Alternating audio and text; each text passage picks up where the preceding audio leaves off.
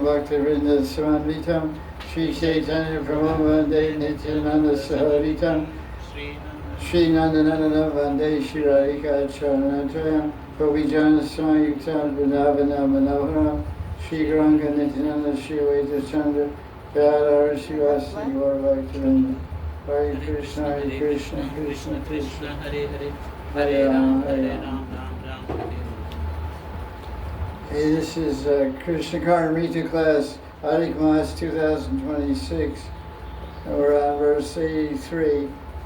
This verse describes two contradictory qualities which are harmonized in the form of Krishna. Swayam Bhagavan, what do you call it? So, let's do it. Puranatam Bhagavan, Sri Krishna in Vrindavan. Krishna is two Bhagavan Swayam. What are those two qualities? It says Sarvagya and Mugdha. So this means Sarvagya, Gyan or Gyan means knowledge, wisdom, understanding, and Sarva means all. So we say in when we describe the absolute truth of God, we say God is omnipresent, He's everywhere. He's omniscient, means He knows everything. He's omnipotent. You know, Om means God and Om means omni. Omnipotent, omniscient, omnipresent. So that's pretty well known. So Sarvagya means He knows everything. He's all knowing. But then, He's all-knowing and He's also forgetful. He's the most intelligent and He's stupid. So it's opposite. That's called Mugdha. Mugdha means Morka. Morka means full. Morka, what other words for full? Manda. Manda means slow. Dull. Manda means dull, slow. So Morka means basically foolish, naive, stupid. No, not stupid, but like just doesn't know.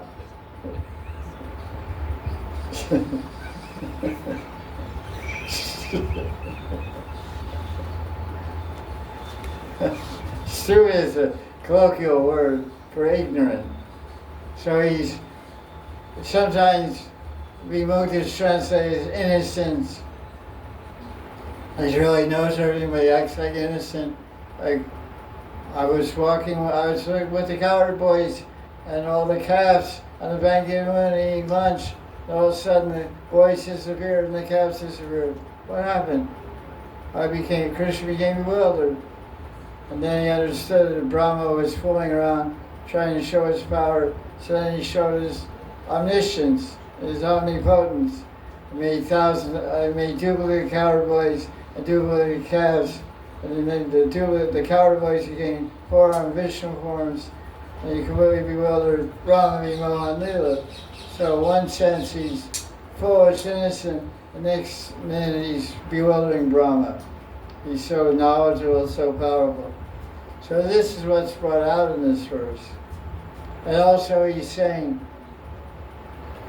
he's a Sarvabhauma. Bhauma means, what's Bhauma mean?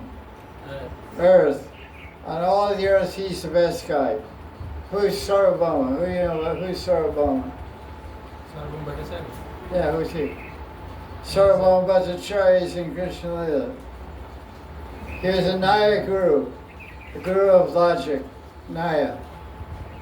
He wasn't a Sanskrit guru or a Puranic guru, guru of Puranas, or Upanishadic guru. He was a Naya guru. He knew the science of Naya, which means logic. It's a way of understanding the absolute reality through logic, Naya. So where did he learn? Where did he learn the subject of Naya? He learned it in Benares. He went to Navadvip to teach it. He was teaching Naya in Navadri before Lord Chaitanya was born. Then he moved to Jagannath Puri, became the Raj Guru. He became the Guru of the King of Puri. Then when Lord Chaitanya moved to Puri, when he first entered Jagannath Puri, he went to take darshan of Jagannath, and he saw Brajendrananda and Krishna. He didn't see, because he stood in the back of the temple by the Garuda Stamba. When you stand in the back of the temple, there's many columns in the way. There's like this, these stands are blocking view of people. You know? So from where he stood, where Gauranga Mahaprabhu stood in Jagannath Puri Mandir in the back, he could only see the face of Jagannath. Couldn't see Balaram and Subhadra, because there's no need. Balaram and Subhadra is Dwarka Leela. Subhadra married Arjuna where? Dwarka. Arjuna went and disguised himself as an ISKCON sannyasi. Not ISKCON. He ran off with his sister, the temple president.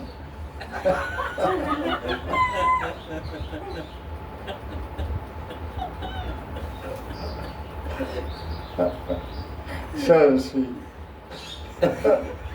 He ran off with Krishna's brother, Krishna's sister. So when he saw Brajendrananda and Krishna Shyama he didn't see anybody else. He ran to embrace in Radha's Baba. Gauranga was in the Baba Radharani, and Radharani seeing Krishna. And when lovers see each other after some time of separation, they want to meet, they want to embrace, they want to love, to kiss, everything. So he ran to kiss and love and embrace Krishna, Jagannath, and he collapsed in ecstasy. And the guards wanted to throw him out of the temple, and someone reported to Sarvabhauma Bhattacharya, who lived down the street near Sweta Ganga. Sweta Ganga is a lake. The Ganga came there to have darshan of Jagannath, became a lake, and Sweta Ganga. Actually, that Sweta Ganga connects to the Jagannath temple. And they bathe Jagannath with water from Sweta Ganga. The underground canal goes and comes up in the temple. So it's down the street from the temple, you know. If you've ever been there. It's 200 meters. Big square bathing tank like Radhakund, you know. Very fresh water, like Ganga. It's Ganga. So they told Sarvabhauma, there's some golden Bengali sadhu, sannyasi, fainted.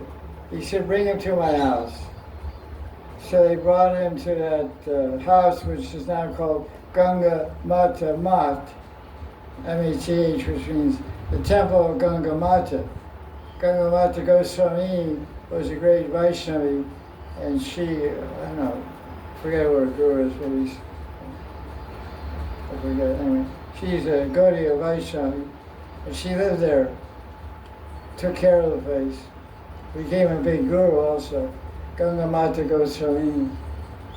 So they took Mahaprabhu there. So that's Sarvabhauma. He had 60,000 disciples. He tried to preach to Lord Chaitanya to, study Advaitin philosophy and be a good Mayavadi sannyasi, but he eventually got converted to the Prem Dharma of Gauranga. Became a staunch follower of Lord Chaitanya, Sarvabhauma. So this is Sarvabhauma. Bilvanga Thakur is glorifying Krishna. He's the greatest of everybody on earth. Of everybody on Boma, everybody on earth, he's the best. Sarvabhauma is a phrase, it's a title for a great person. He's Sarvabhauma, Bhattacharya.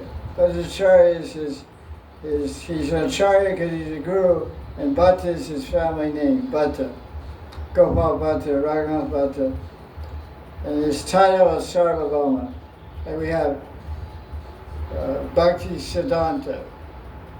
Bhaktivedanta. These are titles. So Sarvabhauma is the title. He's the greatest person. He says Nirvesh, it's a different translation. Actually, it's more correct. I don't know, this book has different Sanskrit. But this one says, Saragatve cha mogdye cha sarvabhaumam idam maha nirvishan nayanam hanta nirvana padam ashnute. So here's his nirvipanayan, but it should be nirvishan, means he entered the eyes, like pravesh, nirvesh. So he entered into the eyes, and I'm amazed, hanta, oh alas, alas. And I feel great bliss by this experience. Here's the translation. The most glorious person, Krishna, has attained all excellences.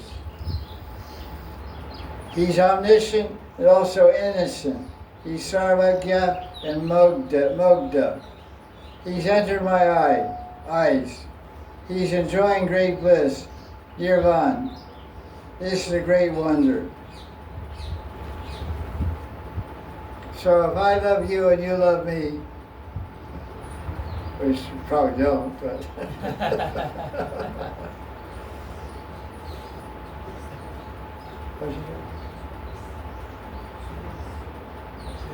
Verse 83. Verse 83. So if you love me, I love you. When you look at me, I feel happy that you're looking at me. If I look at you, you feel happy I'm looking at you. So this point is brought out in the commentary by Krishna's Maharaj, that well, of course, it goes without saying that when a devotee attains prema, becomes qualified and actually receives darshan of Krishna, he or she will feel great bliss. But what he's saying is that Krishna feels great bliss to see a devotee.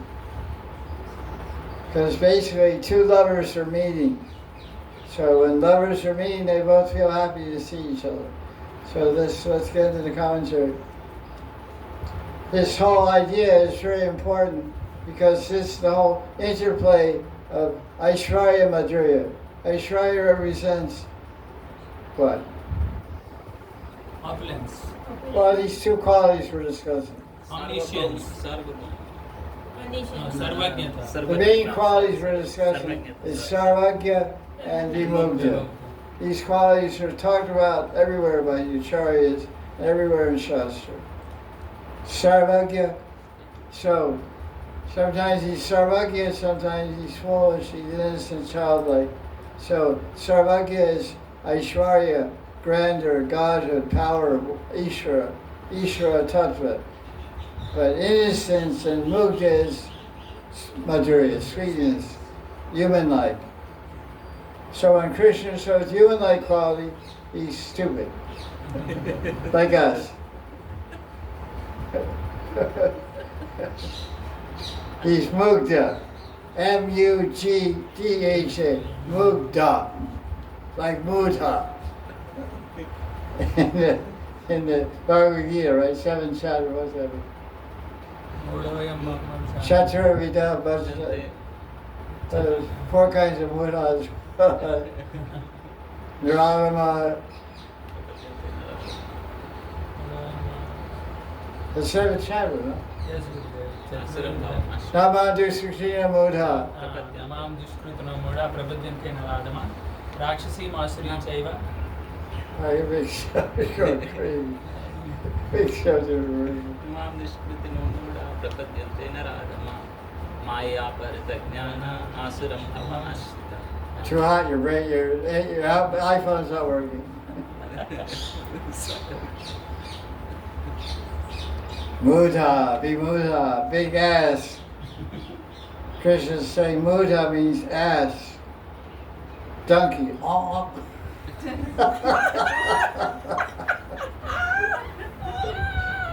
Not very good imitation. I have one though, I can't show it. Okay, let's get into it. Sarvagya. Krishna is omniscient. He knew the desire of every Braja Gopi, and he fulfilled it during the Rasa dance. At the same time, he was acting very innocently. So, Buddha Shuka is realizing Krishna's innocence and reciting this verse in ecstasy and amazement. Raslila is the crest jewel of all Krishna's Leelas. Raslila in Vishnu Puran, who wrote Vishnu Puran? Yes. No. Who spoke it? Parashar. Parasar Muni. Vyasdeva is a compiler of everything. But who wrote it, who spoke it? Parashar Muni. Now who's more rasic, Parashar or Shukadeva? So Parashar Muni, when he describes the crest jewel of all Krishna's Leelas, which is Raslila, he describes it in a few verses. And Shukamuni describes Raslila in 5 chapters. It's about 300 verses. Now, Kavi Karnapur, who is a Sakhi in Krishna Lila, Shuddha Sakhi, he describes Raslila in about 1,000 verses. Very extensively, where?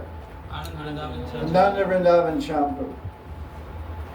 Very extensively describes it. It's amazing. Because I made some tapes, solitary tapes, when I was by myself, kind of bored. So I used to record all kinds of tapes. I saw Sunday satsangs with one person. I would have my tape recorder pause, and then I would turn on. So you hear pausing all throughout the thing. It stops and goes, stop. So you're asking a question, what's this and that? But I'm asking a question, there's nobody but me. Answering also. And they're called Tattva Darsha. There's about 100 hours of tapes for them. Tattva Darshan became Sunday satsang because human beings appeared. Let there be life. Here I need an umbrella. It's gonna rain, I think, tonight. I feel. Vrindavan, there's a certain tree, the leaves turn upside down when it's gonna rain, huh? I forget what tree it is, Amla or what, no. Trees go like that. You see it's gonna rain. Within 12 hours. This prediction is true. Leaves go like this. I forget which tree. It was growing in Vrindavan, I was sitting there, people tell me. So, Raslilas, so I record all these Raslilas and you can hear them. Anyway, it's not the idea. So it's a crest jewel. So at the beginning of Raslila, Krishna took shelter of Yogamaya Shakti. Because, there are millions of gopis in Raslila, Maharaj dance, because there's so many sadhana siddha gopis, and so many rishicharis, munis, and devis from the heavenly planets. Many people came, many jivas came to have Raslila with Krishna. And so he had to manifest all the power there to make it all happen. So he did it all with Yogamaya Shakti, which is his Sarvagya potency. Sarvagya. There's a term, what is that term? Of Krishna, making the possible impossible, and the impossible possible. Gatana Agatana Patiyasi Shakti is the kind of tricky. Gatana Agatana Patiyasi Shakti. The power of Krishna, which is Yogamaya, Sarva Shakti, internal potency, to make the impossible possible and the possible impossible. For example, when Krishna was dancing with the gopis, Raslila, they were enjoying it a lot.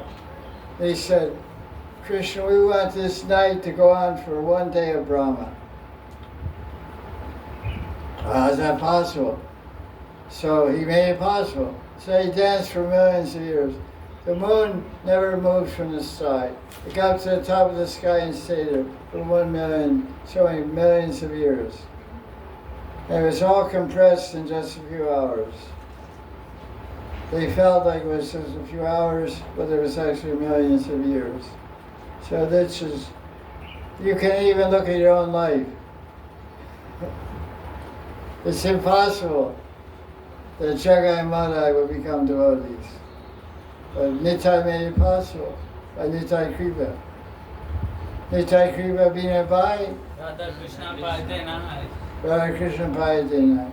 Without the mercy of Nitai, you can't attain Radha and Krishna. So we worship Panchatattva and Gaur Nitai and pray for their mercy that we can become lovers of Radha and Krishna.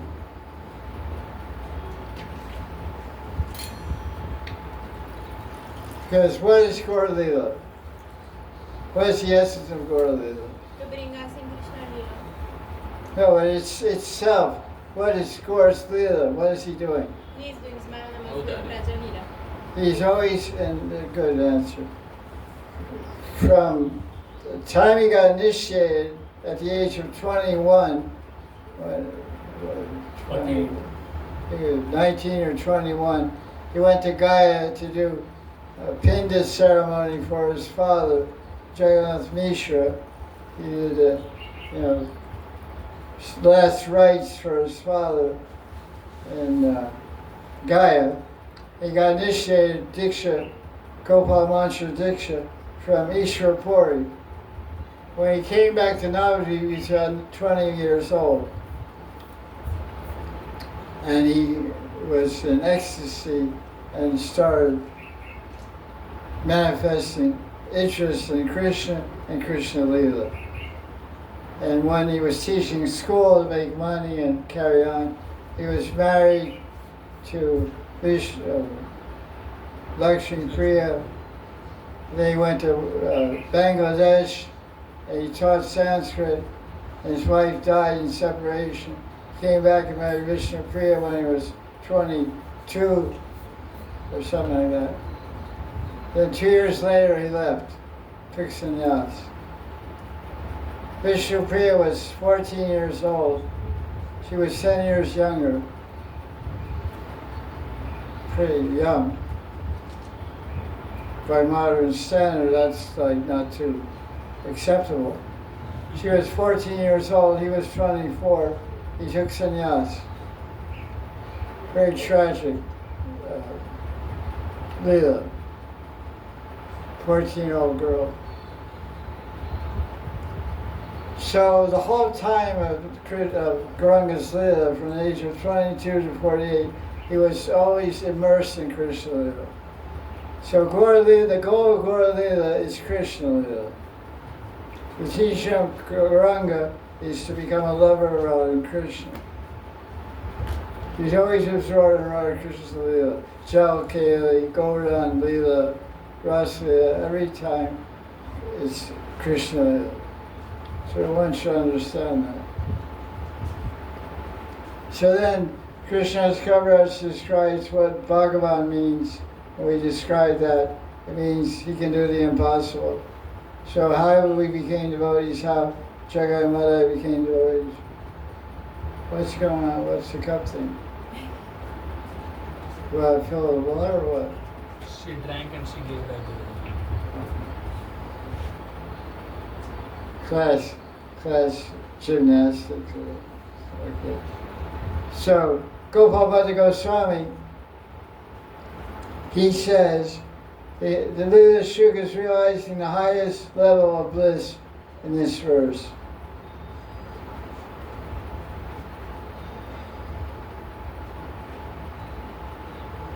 He said, this effulgent, omniscient, innocent person has entered my eyes and is now becoming blissful.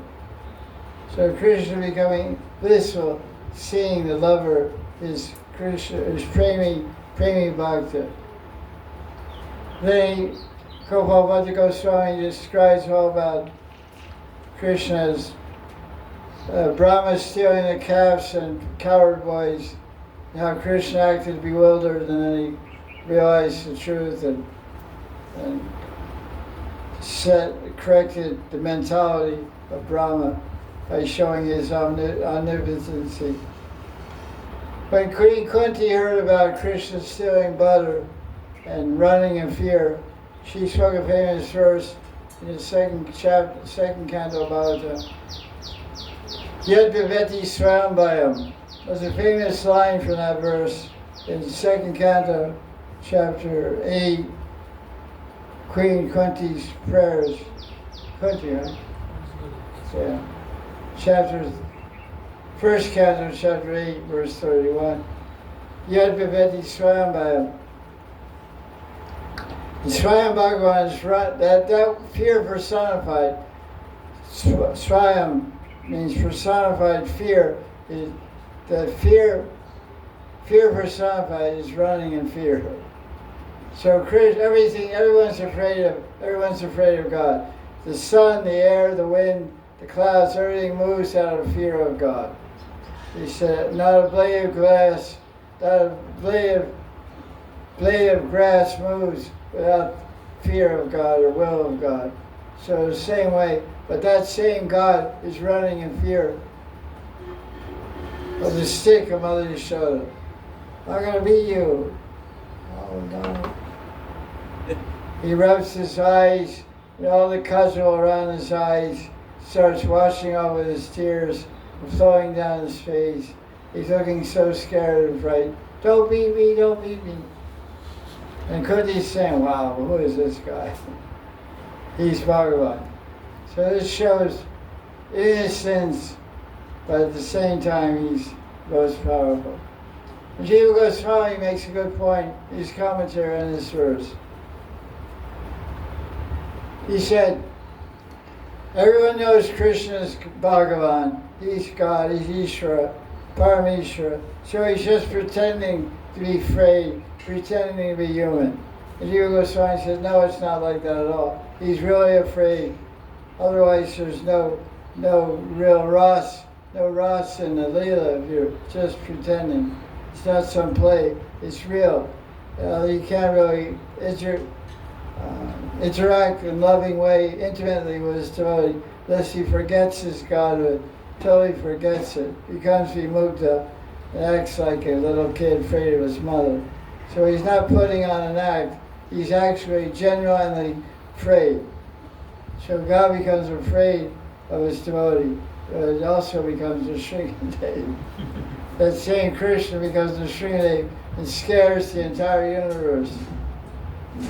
But he's scared of his mother's stick. There's actually described, there's some Brajvasi songs. The stick that Mother Yashoda used, she hangs it on the wall by the door. So when because Krishna always runs out the door. So right near the door that Krishna always runs out, the stick is hanging on the wall. So when Krishna's in their house and misbehaving, he shows, hey Krishna. He should just look, hey Krishna. She points to the stick. If you don't shut up, don't start behaving properly, you're going to get cracked. So he looks at Yashoda. Her finger goes like that, and he goes. So here's the stick on the wall, see? There you go. He looks back at Yashoda. Let me ask you, why, when a boy is naughty in Indian culture, why he doesn't just go like this? Why does he cross his like this? He crosses. Left hand touches the right ear, right hand touches the right. Why? I made a mistake. Why is that? It's bipolar bipolar physiology. It's an asana in yoga and also asana in Gurukul. The traditional Gurukuls, when they want the devotees to memorize, the kids in Gurukul, they tell them to do this. Because when you touch your right hand to your left ear, it stimulates your right part of your brain, and it stimulates your left part of your brain. You just go like this, it doesn't work. The brain, the crossover, right hand sends signals to the left hand, and that enhances memory and concentration. You just go like that. It's right to right, right. The brain is in 4 parts: front, back, right, and left. So when you cross like that, then the synapses go from one side of the brain to the other side, and it enhances the memory. It's a fact. That's how they learn. They memorize whole Bhagavatam verses, 18,000 verses. They go like this, they squat down. Sramasuchaye Babalo. So when you're a bad boy, the mother tells you go like this and squat down so you get the message. But she tells you behave yourself, you get the message on both sides of your brain. Not just one side. It's like if I hit you once, you get the message. If I hit you twice, you get the message. So the brain goes to right side and left side. Got it? So he shows that. So he's careful. Doesn't don't get that stick.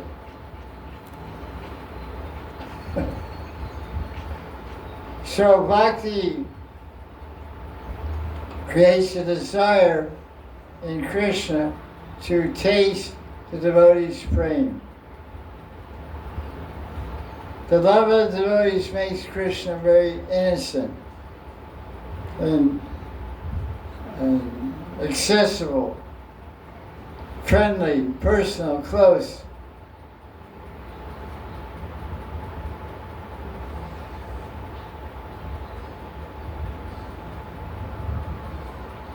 Although Krishna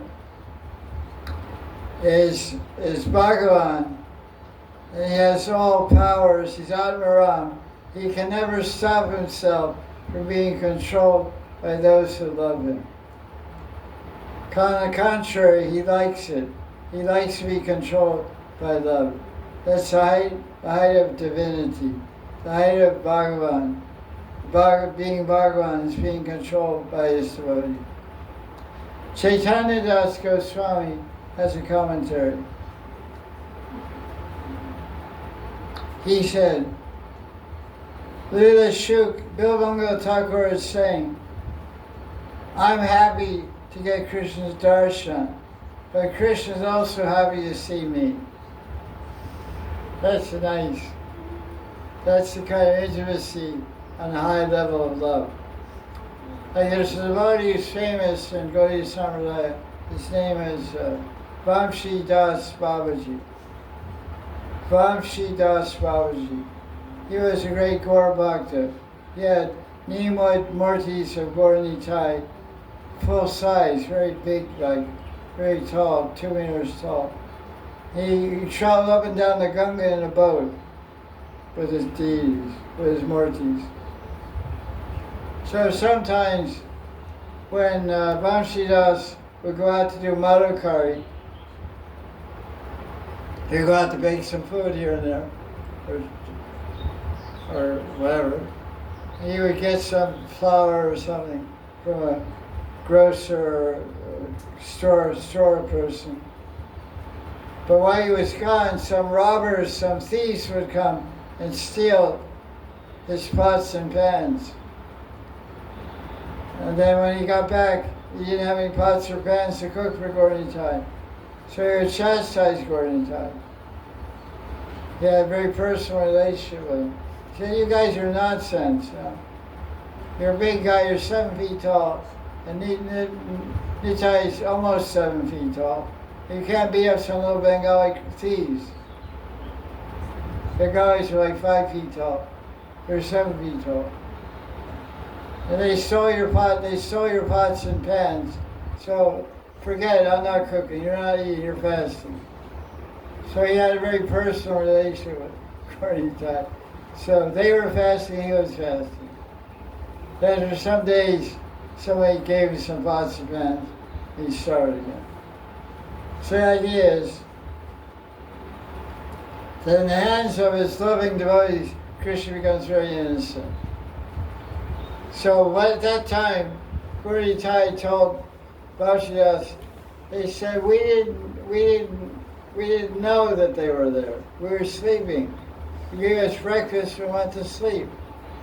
We're just young boys. We're tired. So don't yell at us. So just relax, you'll get your pots and pans back. So this is an example of intimacy that Krishna shows to his devotees. Now Chaitanya Das talks about transcendental competition. This is described in Adi Lila of Chaitanya Charitamrita, chapter 4. Have everyone read that? Leela chapter 4, yes. What do you remember? Nothing much. Speaks much about Radharani when he was Okay, I love of that's good, yes. Radhananda Bhakti also. Okay, good guess. Basically true. But here's what the thing is. It describes competition between the gopis, Radharani, and Krishna. What is the competition? Competition of love. Sweetness. One person said it's a competition of love. It's a competition of sweetness. Anything else? Competition service. So, taking in the beauty of, What do you say? taking in the beauty. Yeah, that's the answer. It's a competition of beauty. That's the basic competition. What is the most beautiful thing? It's love, and love is the sweetest thing. So here's it's described, Ayurveda chapter 4, verse 161 to 165. When Krishna sees the gopis, what does that mean, sees the gopis? Sees the beauty of the gopis. Gopis are very beautiful. He becomes very happy.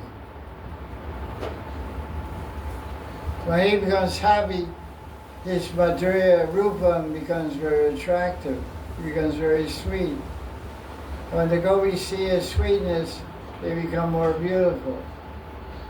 And when Krishna sees the increased beauty of the gopis, he becomes sweeter. So there's an endless competition of ever increasing sweetness and beauty back and forth. Krishna becomes, the gopis become more beautiful, Krishna becomes more sweet. They taste the sweetness, become more beautiful, and Krishna sees their increased beauty, he becomes more sweet. Krishna's beauty is enhanced by seeing the beauty of the gopis. Gopis' beauty increases when they see the beauty, handsomeness of Krishna. This way they compete with one another. Both increase, no one accepts defeat. The gopis keep getting beautiful. The gopis keep getting beautiful more and more, and Krishna gets sweet. It goes on forever. Infinity. Ad infinitum. Infinite time. Actually, if you really love someone, every time you see them, they'll look new. That's the feature of anurag. Anurag means attachment. Ana means increasing, one by one. This attachment follows that attachment. Anusmara means remember this and then that and then this and that. Remember one thing after another. Ana means following, sequence. Anusmara, remembering one thing, then another thing. Anusmara. So this love, this anurag, this rag, this attachment. Attachment becomes more attachment. Attachment follows attachment, follows attachment. Today I'm attached to you 10%, tomorrow 11, then 12, then 13, and 14, 15, 16, and 17 goes on forever. Then it becomes gratum, reading gratum. हृदय ग्रंथि मां पुंस स्त्रियां इतने भाव Hearts get tied up too tight. So, Krishna entered my eyes and now is enjoying supreme bliss. So, I'm looking at Krishna and I'm feeling blissful. And Krishna's looking at me and he's feeling blissful. So there's two intoxicated people now. Krishna and Radharani. Any questions on this verse 84 or 83?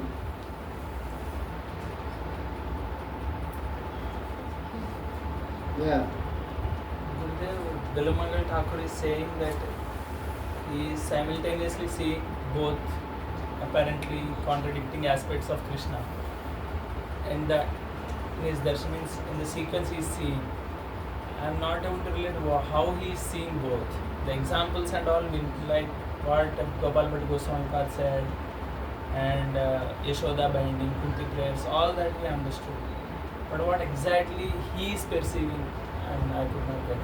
Like what is he, how is he perceiving those two at that moment? Because Krishna is coming to him, he is getting darshan of Krishna, and then suddenly he is saying these two things he is seeing in Krishna. Yeah, good question. How is it that Bilamangal Thakur has attained the highest level of prema? He's now having direct darshan of Krishna and relishing the sweetness of Krishna, and sometimes saying mother, mother, mother, stuttering, and all he can say is sweet, sweet, sweet. Other times he becomes very philosophical, analytical. And how does the same person have so many different ways of speaking and seeing Krishna? That's the question. Apparently he's well trained in philosophy. These are philosophical considerations. This type of language you don't find in Rasic poets. Rasic poets like Vidyapati Chandra's, you can read their poetry, it's translated in English. It's all about the sweetness aspect. All this kind of stuff, we don't find all that.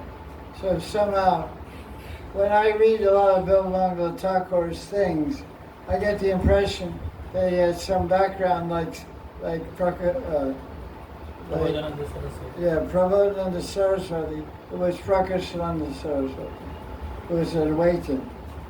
Because he used all this Brahman and Kanti and all these kind of languages, which are not the language of Rasic poets. If you know Sanskrit language, many of these verses have words like Kanti, Tejas, and all kinds of words about Brahma Jyoti, Parabrahman. He talks about Parabrahman and Brahman, many verses. So I think his philosophical training, he's got a lot of Advaitava. So he when he's writing, one side he's speaking very philosophically, very analytically of the Aishwarya of Krishna. Because of it's like Jiva Goswami compared to Vishnu. There's different bhava, different rasa consideration. Vishnu is one of the greatest rasics ever to appear. And he's recognized. But Jiva Goswami's little more on the other side, not so like comparatively rasic, more philosophical. So I'm just thinking like that he somehow wants to always mix up Aishwarya with Madhurya. There seems to be a tendency throughout the books. I mean, we've been studying it for 3 years now. And the Acharya's comments are like, how is this Amrit for the ears? But it seems totally philosophical. And it is. So I think it's just to give how you can say, because generally classic books are a balance of Ras and philosophy. They say that Ras is established on the foundation of philosophy. So the philosophical aspect establishes a strong foundation of grandeur, of godhood, of Bhagavan, Ishvaratva, the power of the control of God. So this is God, remember. This is not just some romantic kid, some teenage romantic kid from the village. This is Bhagavan, the creator, the Param Brahman. So they always get gentle reminders. Even in the Rasila is there. Word Bhagavan is there. Madhava, different words describing Krishna. So this is a standard technique of acharyas and writers of Shastra. They mix the two. So this book is very ancient. It's 1,000 years old, or more, 1,200 or whatever. Where Chaitanya found in South India. Very ancient book. And so it has all that South Indian influence, which is very philosophical. Madhvacharya, Ramanujacharya, this is the kind of guys we're following. So if you're going to write something, you better write it to that standard. So it's fantastic Sanskrit. It's very poetical, very beautiful, but it's very philosophical. That's my explanation. So let's look at verse 84. That was 83. What time is it? 4:55. Let's start tomorrow. That's 5 minutes. Okay, we'll start tomorrow on verse 84. Jai Jai Shri Radhe Krishna.